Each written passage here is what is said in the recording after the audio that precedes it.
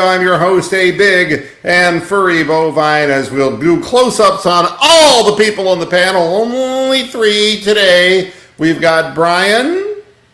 We've got Madonna Piranha. Don't even ask, folks. What we talk about before the show is, and we have the Rickmeister. Hi there, Fred. Thank you, Fred.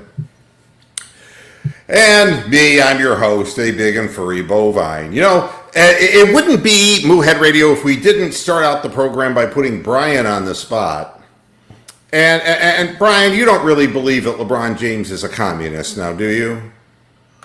No, but clearly he wants to get paid like one. Yeah. Well, I mean, you know, being paid like a communist, no, being paid like a capitalist. Oh, at any rate. No, he wants to control 100% of the money. Well, what LeBron said about the NBA is what the NBA's been saying about China for ages, and honestly, I didn't think anybody gave a shit. Just a brief history before we move on to the meat of the program. Here's an open question for our panel, all right? There is a policy, at least historically there was a policy, called the One China policy. The One China policy is the United States only recognizes one China, which means that the People's Republic of China is the one China. Taiwan, we recognize secondarily, but not in a totally delegational sense. We do help support them by selling them weapons, but other than that, we have a one. They're also manufacturing. They are part of the Pacific trade.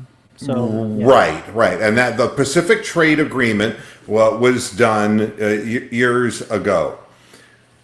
Who was the last United States president to verbally state for the record that we still have a one China policy and that the one and only recognized China is the People's Republic of China? Who was the last president who actually said that publicly? That sounds like an Obama thing. That was Barack Obama. That's what I go with. It was Donald Trump. Oh. Just so that you understand, this has been a policy since the ping pong diplomacy of 1971 when Richard Nixon and Henry Kissinger started relations with China, and every president thereafter, including some of our favorites, all-time hitmeisters like Jimmy Carter and Ronald Reagan and George W. Bush, or George Herbert Walker Bush, and all of them, Barack Obama, Bill Clinton. Who also capitalized while he was the ambassador to China, the way. Yeah, well, but what I'm saying is this has been a staple of policy, so don't be fooled by people who suddenly say, oh, you know, China is evil in our government, because we still recognize, and as of 2018, Donald Trump publicly stated that we still are part of this one China policy. So, you know, before we start accusing everybody in the world of being a communist, unfortunately, the truth is that they got into our shorts deeper than we wanted them to, and that's why we're in and it's not the first time we've had a trade issue. We had trade issues during the Obama administration with China. We did during the Bush administration, during the Clinton administration. I'm not a defender of the People's Republic of China. Yeah, I mean, it just goes on and on and on. So at any rate, how's everybody doing? I wanted to point out today's program is entitled Why the Browns Are an Average Football Team. All right? And before we do that, everybody knows that Kareem Hunt was back practicing with the Browns. Can't come back until week 10 to actually play, but he can pretend he's Sonny Michel. He can do whatever with the team. He can have contact with the team. He can fillet team members or be filleted by team members. They can have intimate bodily fluid contact with him, whereas before they were not allowed to have any contact with him whatsoever.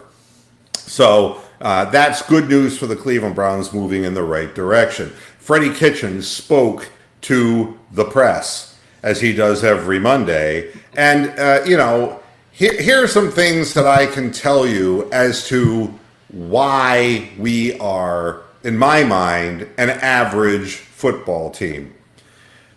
There was an old comedy guy, Jeff Foxworthy, who said, you're a redneck when, right?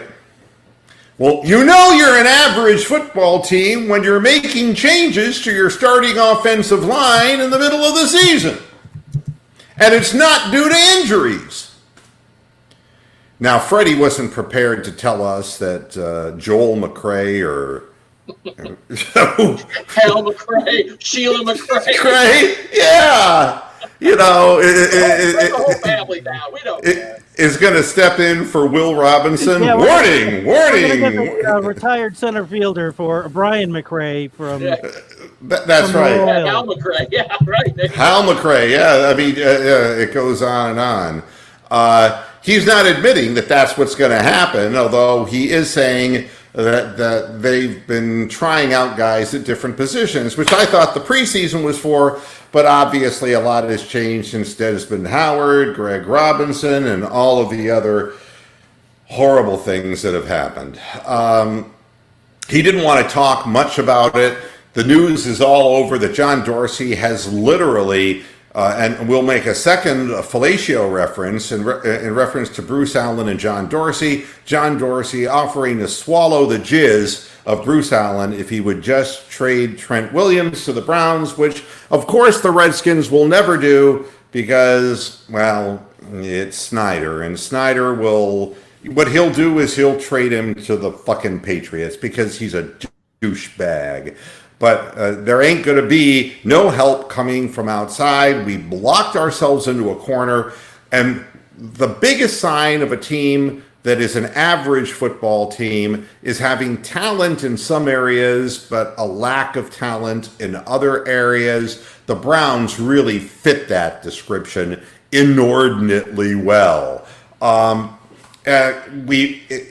now, if you were to put a gun to my head and say, okay, how are the Browns an above average football team? I would say to you, well, we do have Joel Bitonio, we've got J.C. Treader, we've got Baker Mayfield, we've got OBJ, we've got Landry, we've got Rashard Higgins, we've got Kareem Hunt, we've got Nick Chubb, okay?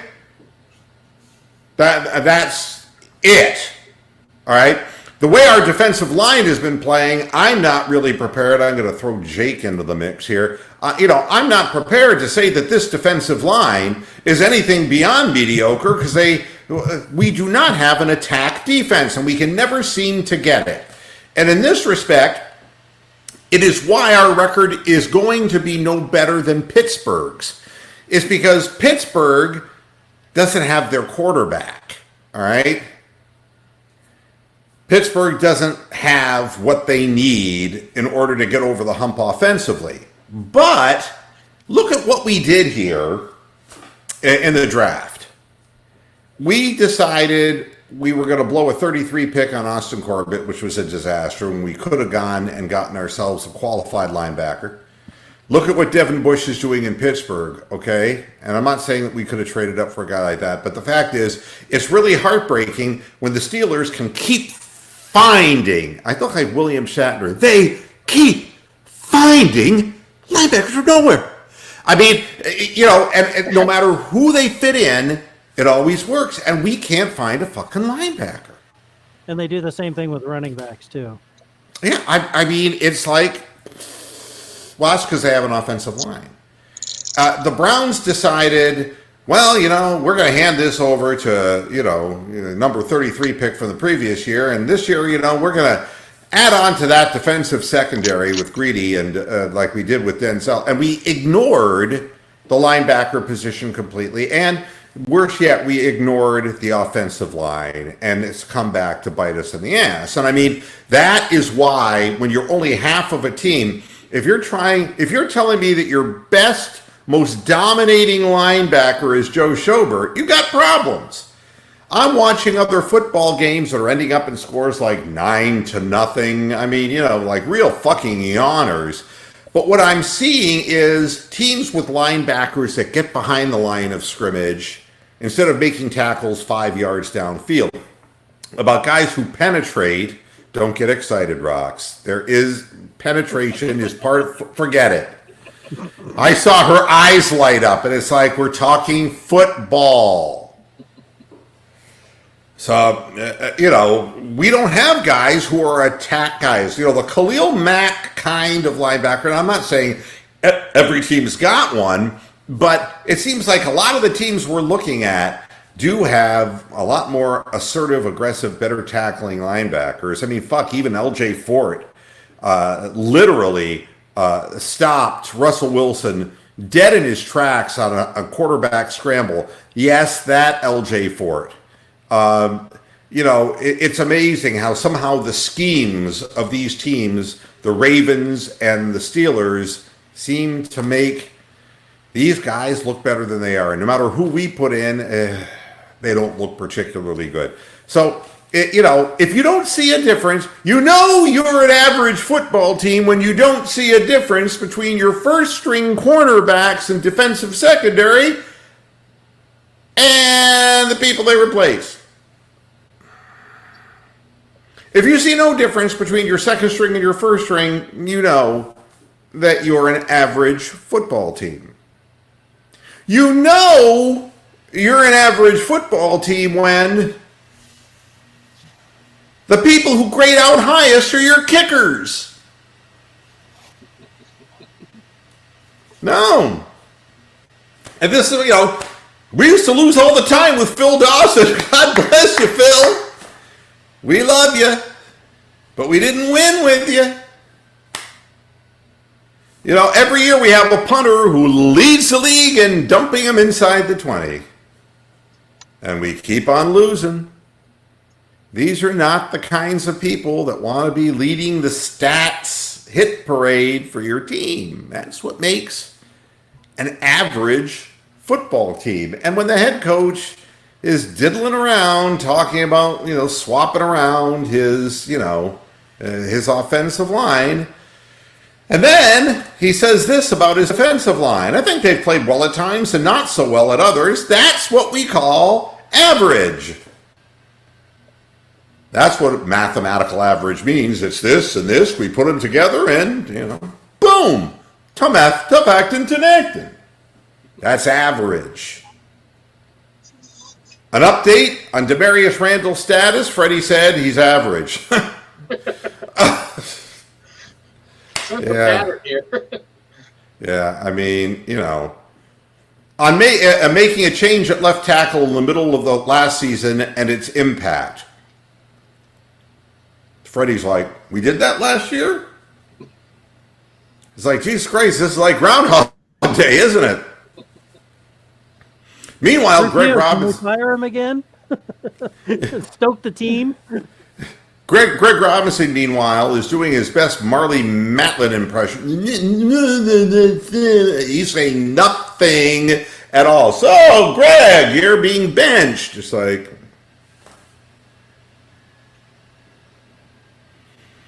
So, these are all part of the reasons why we're an average team. Here's another reason we're an average team.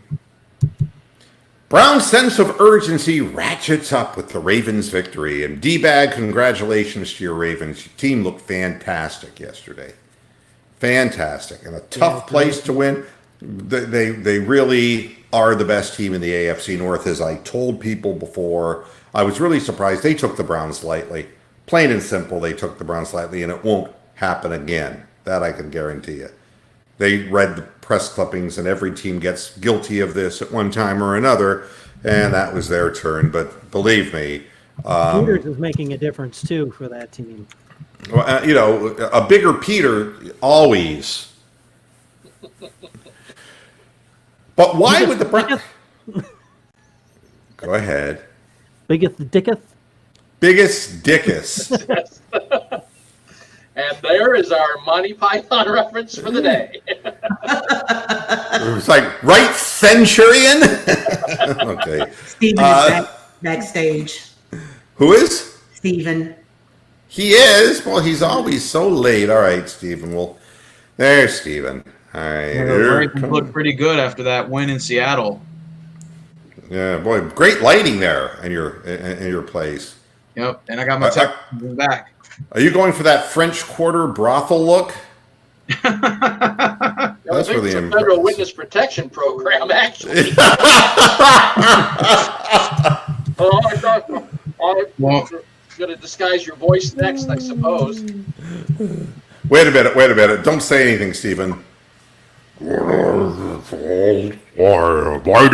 is, I can't tell you my name. Okay, that's the... Bricks of cocaine. Oh, sorry. I promised that I would do something here that is really disturbing. So there will be periodic references in the program. If somebody says something particularly, so that you understand the meaning. Okay, that's all right. So that you understand. So I don't have to make that noise constantly. You know, it would be something, it would go something like this, you know, that, hey, we're going to put a guy in at left tackle who hasn't played all season. Okay? That's how it works. Mr. Moohead, when are you going to put our guy in, Lamb? Nah, he's not that bad. Wait till he starts holding. Yeah, well... How would that be any different than the other four fucking assholes? Yeah, exactly. It'll take our mind off Myles Garrett's offside penalties. But you know you're an average team when your sense of urgency ratchets up just because another team in your division wins. I mean, why isn't our sense of urgency? We're 2-4 for Christ's sake. Why does it matter what the Ravens did? I get real tired of this shit. Real tired. Well, Mr. Moohead, if it makes you feel any better, the Texans lost and all the other AFC South teams won. So, well, I'm not real high on the Texans, but I mean, but the Prairie Dunes are like perfume. You know, and you know, when somebody calls you up after beating you and says, "Hey, we'll take Batonio for Peters," you know, and it's like that's not the way it was pitched at all. It was, "Hey, we'll give you Peters for Batonio, bitch." I mean, like the Browns are in a position to get rid of their only really good offensive lineman. That makes a whole lot of sense. It's like, yeah, we want to get Baker totally killed. Yeah, we'll do that deal. I mean, that's insulting.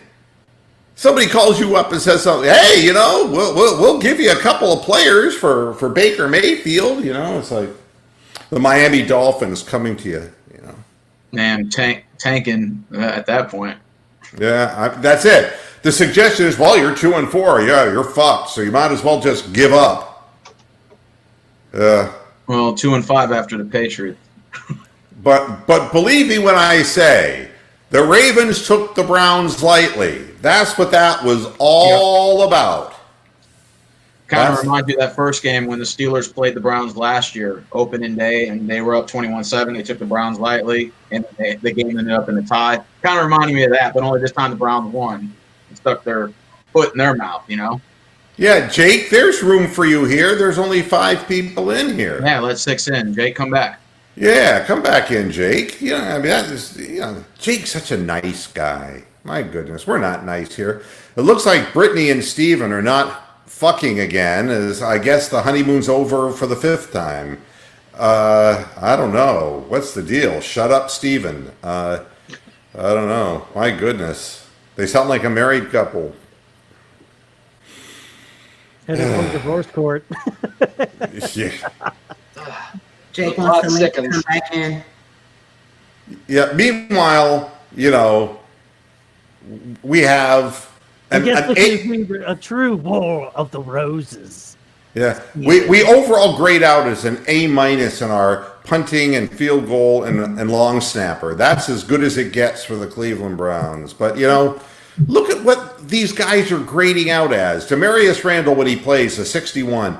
Jermaine Whitehead, a 41. Morgan Burnett, 63. Eric Murray, 61. This is the definition of mediocre, folks. Sheldrick Redwine, Great UB40 song, not so great.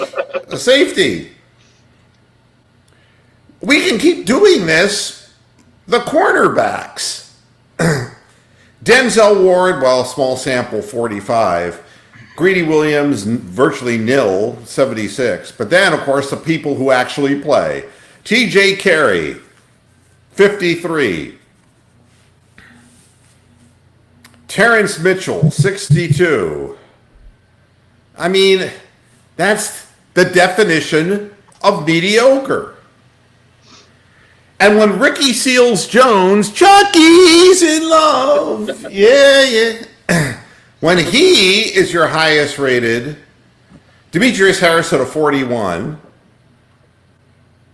Pharaoh Brown at a 64. Pharaoh might have been able to be the reason that Moses led his people out of Egypt, but Pharaoh couldn't lead Nick Chubb to positive yardage, and even Ricky Seals-Jones is only a 63. So, mediocre. Mediocre. That's the definition of mediocre. And now this finally, Justin McCray is a candidate to replace Greg Robinson at left tackle, and it's like wonderful. They asked left guard Joel Bitonio about the left tackle situation. I mean, why do they bother him with this nonsense? You know? And this is Cleveland goddamn media. This is what he said. I hate to put words in people's mouths, but well, at least they haven't changed the locks. My keys still work. His response was, "I think they're figuring that out." Here, I'll do it now. Yeah. Okay, I'll do it live. I mean, they're figuring that out going into week 7 and going into, actually week 8 and going into New England. That really makes me feel better about all of these things. I want to ask the panel individually here. Did y'all get to watch the Baltimore Ravens game? Sadly, well, I didn't actually watch it. I listened to it, though. They made a ballsy call going for it on 4th down, and then to Lamar Jackson did this little college thing where he faked. He do the voodoo that he do so well. Nobody can tackle him. And it's funny I because called him a human highlight reel going into the draft. Yeah, it's the way the Seahawks defense was set up numerous times. They knew he was gonna run, so they'll stack the box up with 8, and he'll still get a first down on 3rd and 9. I'm like, dude, wow, that's phenomenal. Well, amazing. Yeah. Well, what's amazing to me is that we had the Seahawks in the same position. We were up 20-9 with the chance to go up, or 20-12 with the chance to go 27-12 at the end of the first half. And then, we got Freddied. And that was the last chance the Browns had to get separation. The Ravens made the interception, the pick six that gave them the separation, and then made the Metcalf error, which was just really kind of. But you saw how the ball bounced. It was like, they're back. The Ravens' luck is back. That ball, if it were fumbled against the Browns, would have skedaddled out of bounds. For them, it bounces twice or 3 times. How does a football roll straight, folks? Somebody tell me, how does it happen? But that's the Raiders with that holy roller they had. Yeah, I mean, but they did the job that they had to do, and I think that in the end is what it amounts to. They were able to make the play. Go ahead. Pittsburgh's got a free win this week too. They play Miami on Monday night. Ravens got a bye. I think Bengals go to the Rams, so they probably should lose that game. So if the Browns aren't careful, they may drop the 3rd in the division after Sunday. Yeah, here's the conclusion I come to before, and I want to leave this in your capable hands, panel. Last year, we had a big turnaround halfway through the year. We were going nowhere, and we got it done in the second half of the year. We all became hopeful. And I remember telling people, you got to crawl before you walk. You got to become a 500 team first. Then you got to squeak out into the playoffs. You know, it was, and I remember comparing the Cleveland Browns to the 8-8 Browns when Bernie Kosar first stepped in 1985, and a 500 football team that showed the promise, then made the nice leap the next year.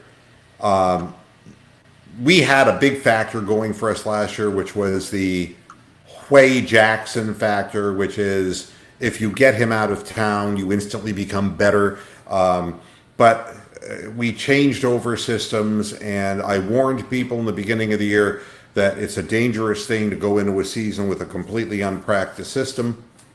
And that's exactly what happened. The strength of the team never looked like the strength of the team. The offense didn't look good. And that really hurt the hell out of us. But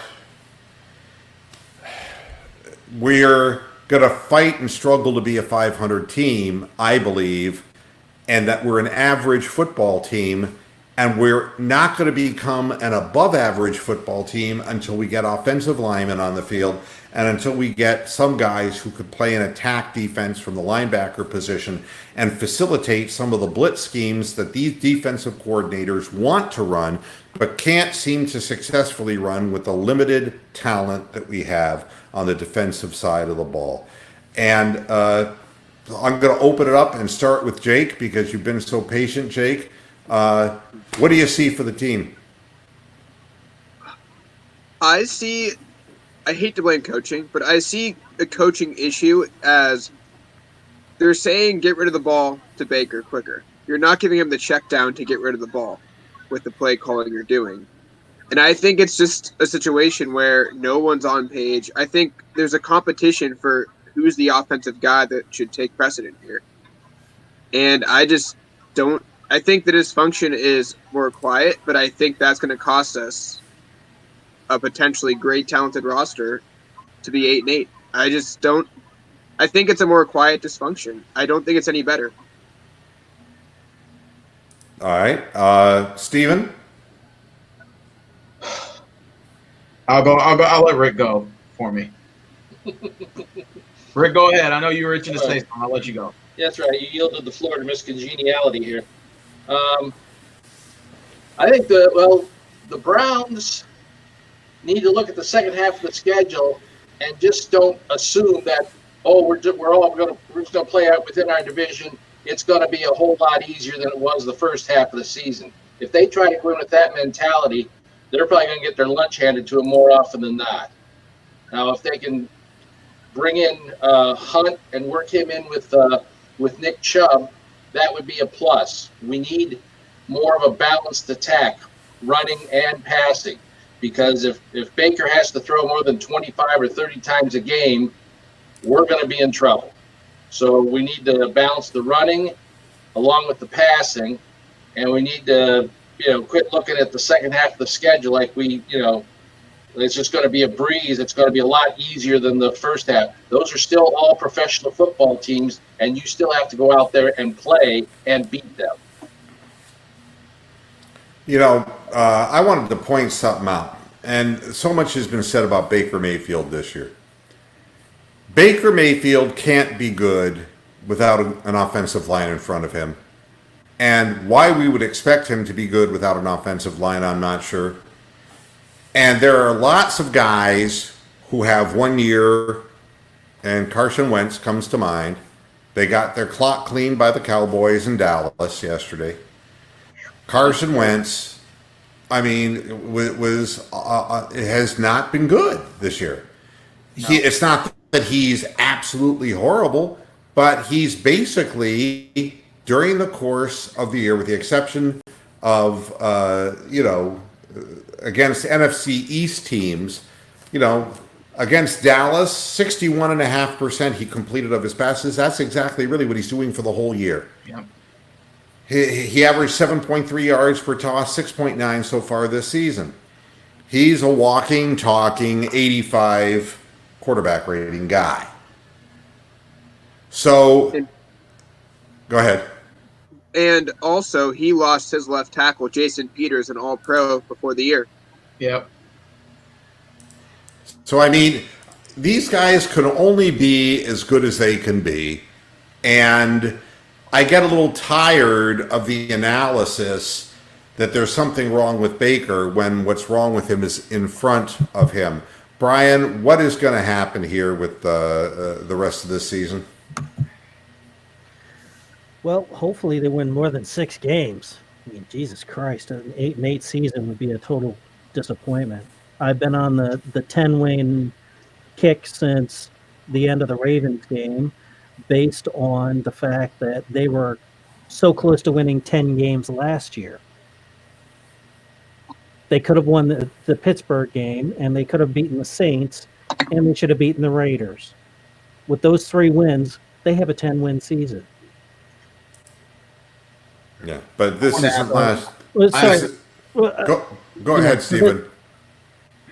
I wanted to add also, I know you guys sort of put pressure on the offensive line, or, that's the whole focal point of this conversation. But also, what about the turnovers? I mean, I know a lot of that predicates to the offensive line, the problems up front, but Baker needs to figure out how to get rid of that ball, or how to make better decisions, even when under pressure. Like, I would prefer him to take the sack rather than to fumble the ball, or just throw a careless, deep pass, in traffic, and throw a pick or whatever. And also the penalties. Also, I would like to see the penalties on the defensive side of the ball somehow get reduced. Well, I don't see how a team can continue to change its offensive scheme year after year after year. With every quarterback they've been through, it's a different system, a different coach, is constantly changing. Yeah. If Tom Brady were thrown into a situation where he had a musical chairs offensive line and a changing offensive scheme, how good would he be? I mean, this is not fair to point to the quarterback who succeeded in a system last year and you're pointing out the penalties. Well, it's all part and parcel of the same thing. This scheme, people don't understand. It is a scheme that is not from the mind of one man. It is an amalgamation of thought between multiple people. And I think it's confusing. I think that the execution is poor. I think that we make a lot of mistakes. I think that Baker is hurried far more than he needs to be. There isn't a clean pocket for him to throw over consistently because of the penetration that our offensive line is giving up against defensive lines, against, in some cases, very average football teams. I'm not going to lay this at Baker Mayfield's feet. I think Baker Mayfield is going to be fine if you give him an offensive line. Yeah. But it isn't going to happen this year. I think John Dorsey has made it clear that it's too late. Yeah, it is. Well, so I would like to add, though, that they're not giving him a check down either. This deep passing game with the run, where you're looking for that 8-9 chunk play, almost as a trick play, is not going to be effective. They've been there. He's not taking them. He's waiting for that Jarvis hit or that OBJ hit to be wide open, and they're not getting open. They're not getting separation. So he's trying to force it in there, and then you end up with tip passes for interceptions because they're bracketed. By the way, Freddie did not mention Rashard Higgins at all during the course of today's presser. Mr. Mued, would this be overstretching it if this reminds you of the 2012 Eagles dream team, kind of like the hype the Browns are getting, and then the Eagles that year they did very bad. They had the Vicks and all the players that they had then at that time, and they had all like an all-star, all-Madden lineup, and they still only finished with like 4 or 5 wins that year. Do you think maybe the Browns kind of got that same hype and teams just figured them out, or teams are gunning for them because the Browns have a bullseye on their back because of their high expectations? I think that if the Browns knew what they were doing on the field and they were executing cleanly, it wouldn't matter. But I think that their confusion with the system they're running gives teams film to see what the offensive line isn't blocking. Yep. It suggests successful stunts and blitzes that will work. That if you put pressure on Baker Mayfield, it takes away what the offense was designed to do, which is vertically pass the ball in chunk plays down the field. And as long as the Browns were not responding by doing what the Ravens consistently do, which is to check down and to move the chains, as long as the Browns were going to continue to be impatient, teams would continue to be able to run these wild stunts defensively against them and get away with it because, we would wind up in a situation. What football game was I watching the other day where... Oh, I'm trying to think of what game it was. It was a college football game. Team ran the ball down the field, literally running the ball on every play. And they were not a good football team, and they were trying to upset. Maybe it was South Carolina. Okay. Because I know Kentucky and Georgia didn't. The quarterback was a receiver. They got down to the red zone. And first down on another run, they had gained 70 yards all on the ground to get to that point. And the first down call is a pass. They get sacked for a -10, and that was the end of the drive. Yeah. And I'm just sitting there saying to myself, whatever happened with tried and true? How can you have a running back who for the last 2 years has averaged over 5 yards a carry in Nick Chubb? And not... when a team can't stop him, and when you see that he can break big plays, that you don't wear down the defense, how could you do that? The Browns have been a slave to whatever this system is, and the offensive... They did do that against the Ravens. They did do that in the Ravens game because he had those 2 short yardage touchdown runs. Now, the Ravens weren't prepared to play against us. Emotionally, they were in the wrong place. You'll see when they come to Cleveland and beat our pants off. You'll see exactly what I thought we were going to see the first time, because that's what Seattle just saw in Seattle. And what they're walking away with is what I was saying before the Browns game, which is like, there's nobody who can stop this Lamar Jackson. There's nobody in the open field who can stop him. And people saying, oh, Mr. Moohead's just panicking, and he's just negative, But ask the Seahawks. They couldn't. The guy ran for 111 fucking yards, a quarterback. Whenever they needed a play, bam, they got it. And it takes 5 years of NFL hits. It's all it's going to take. He's like the Allen Iverson of football. Yep. He has no shooting percentage, goes 9 for 20, and somehow ends up with 35 fucking points at the end of the game. Yep. Right now he's 6th in the league in rushing. Yeah. Quarterback should be up that high. All I know is 5-2. Maybe in the 40s. Speaks volumes. Does Baker still lead the league in turnovers or in INTs? I think so. Gemini, you're right. Tennessee, they did the same thing too. They don't have a quarterback in Tennessee. They just don't. Why you would rely on the forward pass when you're running the ball down the field, I got no idea. But bad teams do bad things. And the Cleveland Browns, unfortunately, are a pretty bad team right now. And there is no cohesiveness to the offense, and teams who are preparing for the Browns. I don't care if New England's playing on a short week. Fucking Belichick is salivating and using his own saliva to jerk himself off because he's so fucking ugly and incoherent that nobody else would do it for him. He's not on the sideline either, so they don't call him the Lord sick or nothing. He's the guy who fucked his secretary in Cleveland, and she was blowing him. And she couldn't understand what he was saying when he was saying, oh, God, I'm going to come. And she was the one who had her mouth full. You go figure this. This is all very, very hard for me to understand. What I do know is this. The Cleveland Browns are being manhandled by teams and offensively can't get off simply because the scheme and the people executing the scheme, nobody's on the same page. It's just a huge problem. And...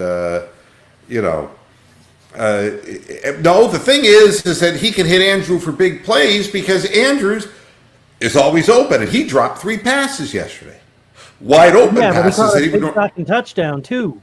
but I'm And he saying caught some other big goddamn catches too. he had the worst game he had this season, and they still won going away.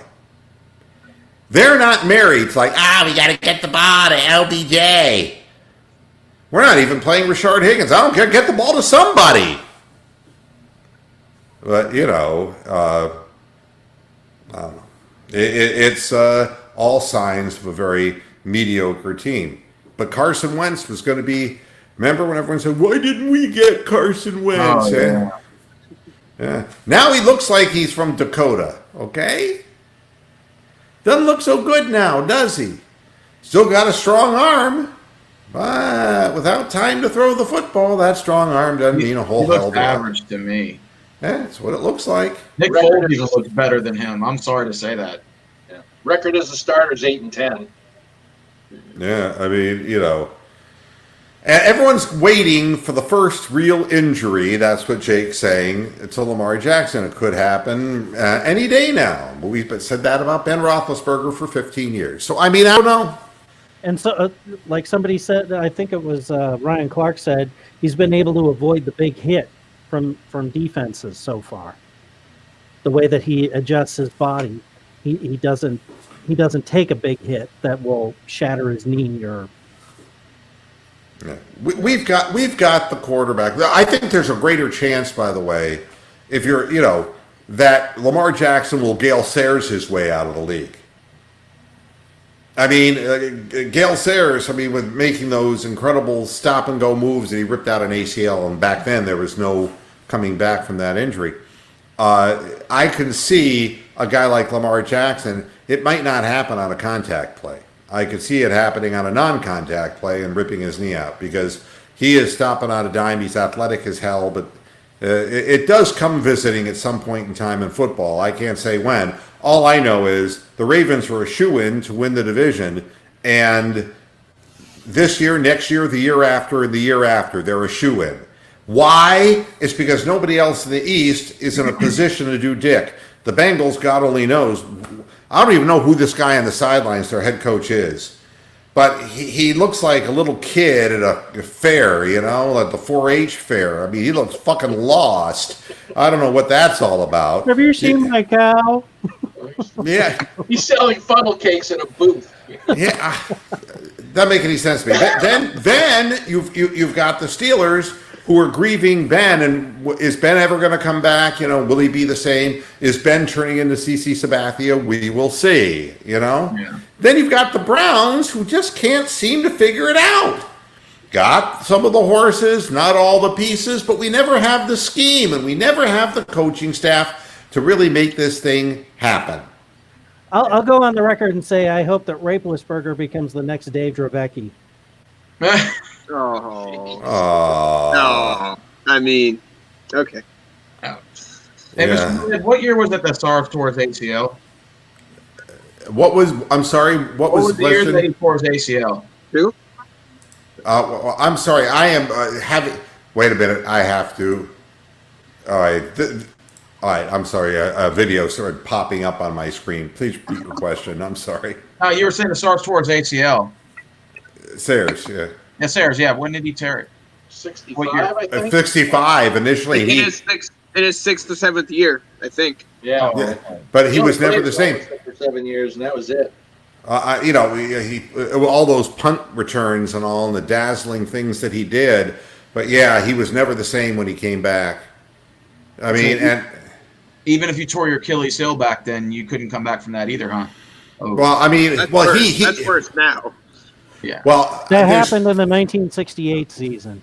Oh. Yeah, two things about the surgery has been improved, and second of all, the rehabilitation has been improved, and so sports medicine is light years from what it was. yeah, and it's still a 1-year turnaround for players who have that surgery to really come back to where they were. But back then, there was no way back. There was no breadcrumb trail to get back to where you were. Yes, Stephen. Oh, I wanted to ask you a question. I know you didn't cover the Bengals because I know they're at the bottom, but do you see Andy Dalton possibly being his last year with the Bengals, and maybe they're tanking for Tua from Alabama? Because that's what everybody's saying. Dolphins and Bengals are tanking for Tua, the quarterback from Alabama. Yeah, they can have Tua now. I don't know. There's no timeline on that guy's return to Alabama. And that's no guarantee. Let's put it this way. Nobody in Cincinnati is calling them the Dalton gang anymore. Do you see this being Dalton's last year starting quarterback? I don't know what else they've got. Do they have an out? Is there like an out for his contract where they can just cut him and not I think deal? so, yeah. I don't know. I mean, if that's the case, yeah. It's awful in Cincinnati. It's awful. But you know what the awful thing is? We haven't played them yet, and we're going to lose once to them. You watch. You watch the Cleveland Browns manufacture something like this. You watch it happen. Last game of the season. Happy New Year. Boom. Yeah. Poof. And so long to Freddie. And remember, the Bengals did knock the Ravens out a couple of years ago doing that, though. Remember? They beat them in the last game and knocked them out, and the Bills got in. Yeah, Freddie will be hitching up his double wide. And That's how we ended up with Tyrod Taylor. Now, I wanted to move over real quickly to the NBA. You know, the news that Zion Williamson has now undergone knee surgery for tearing his meniscus. Oh, shit. Yeah, I mean, yeah, he's out 6 to 8 weeks. Not bad. I know, but you say it's not bad. But what we don't know is how big a piece of his meniscus is being removed, because this notion of repairing a torn meniscus is not accurate. It's not like they stitch it. They cut it out. It's a meniscectomy, and you come back. I was back on the tennis court 3.5 weeks after my meniscectomy, and I've had several of them. But each one you have removes more of the cartilage that's in your knee, which puts you closer to an arthritic bone-on-bone condition. Oh. You have a 287-pound guy who's overweight like Zion, and you already now have begun the process of the thinning of his meniscus in his right knee. And this will all shorten the shelf life of this player. And it's unfortunate, too. He had so much hype coming out of Duke. You know something? He's going to be how immobile is he going to be for the next 6 to 8 weeks? So He'll be the next Greg Oden, you know? Walk away from the Twinkies. What I can tell you about the rehab is not all that big a deal. I mean, I was up on my feet walking without a limp after 1 week.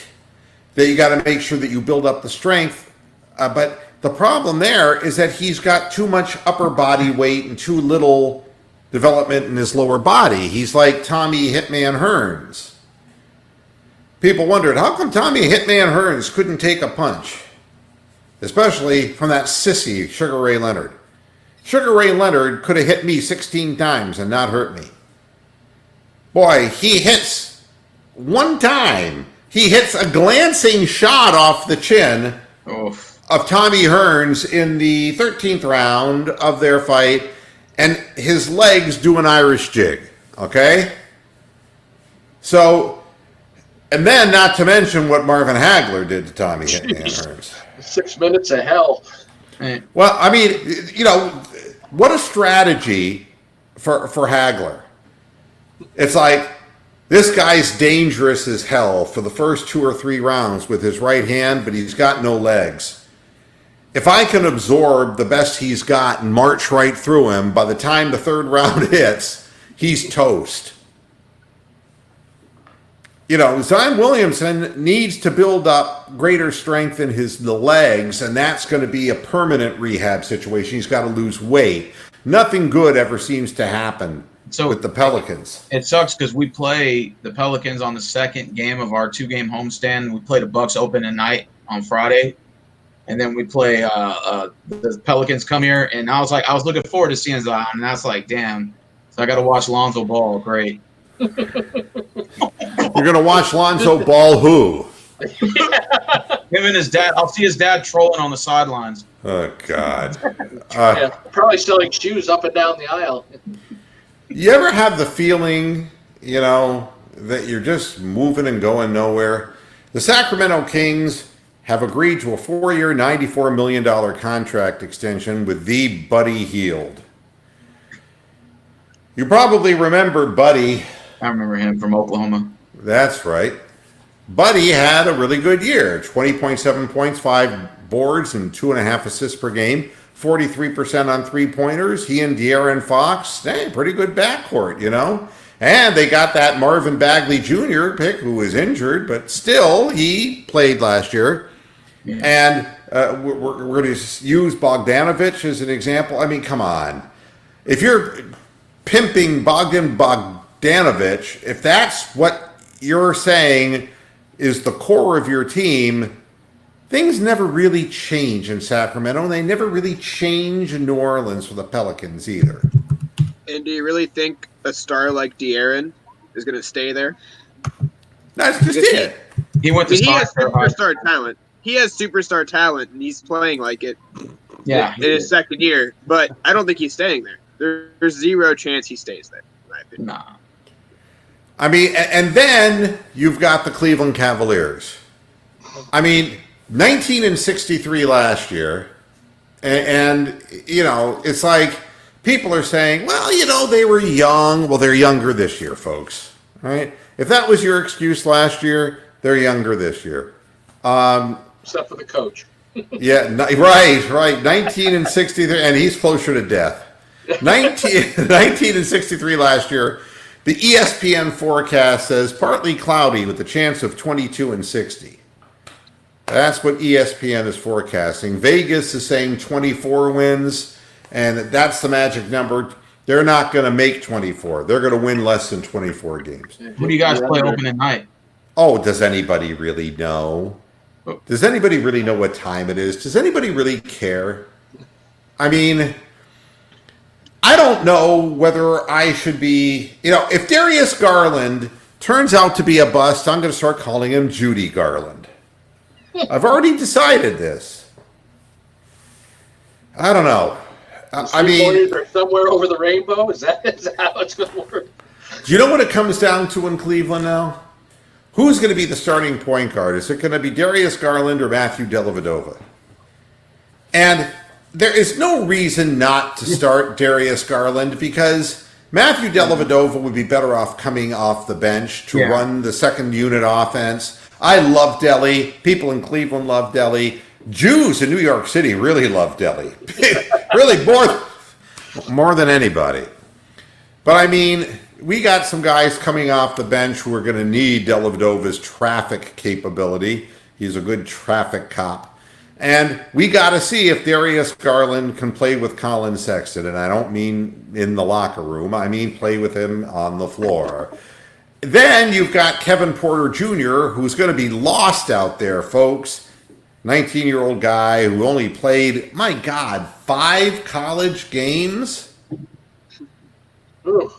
I know. Oh, that experience. Wow. We've got a couple of guys who didn't hardly play any college ball. Darius Garland won 3 high school state championships and played, I think, 4 or 5 games in college before he got hurt,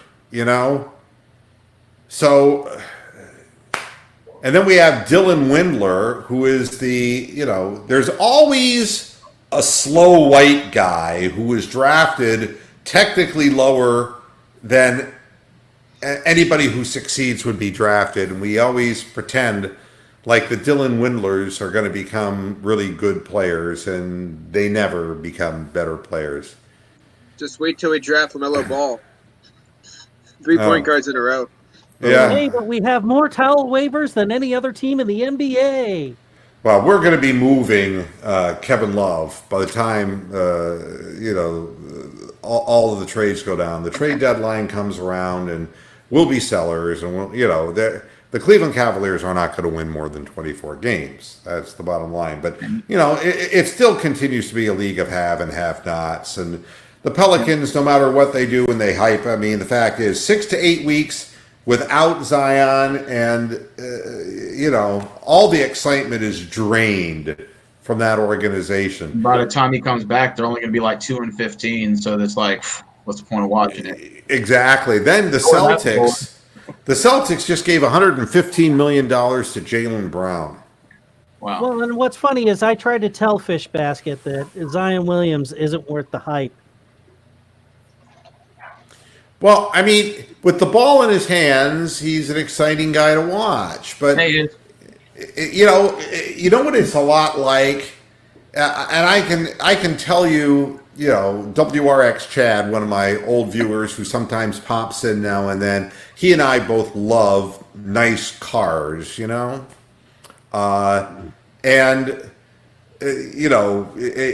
not a secret that I drive sometimes a Maserati Quattroporte, an original, fourth generation, real Maserati.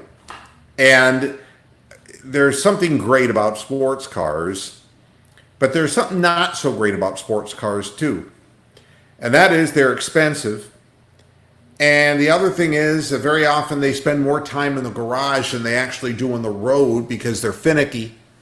You ask I don't know anybody who owns, you name the car, a Lamborghini. I mean, nobody sits there and goes, God, I just love the way that rides. It's so smooth.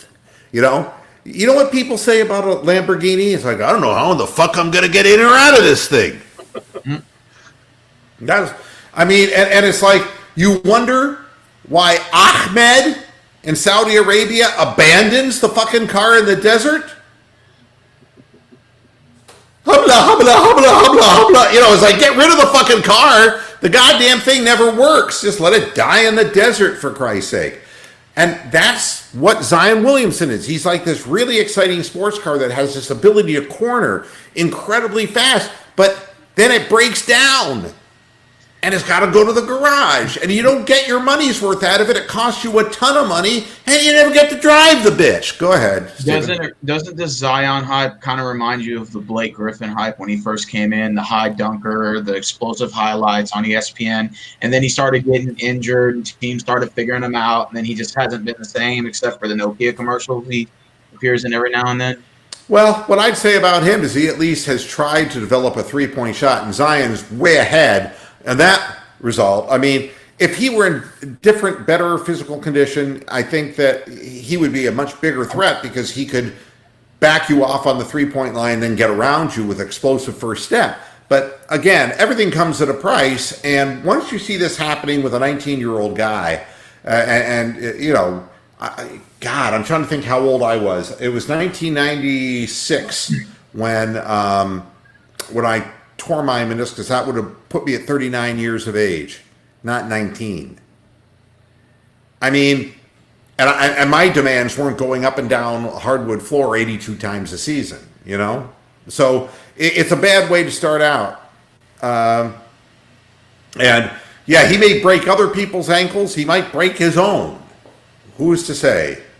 Also, Zion lands very, very extended on his dunks. He lands straight on his knees and does not flex or bend his knee. Yeah, I noticed that. Yep.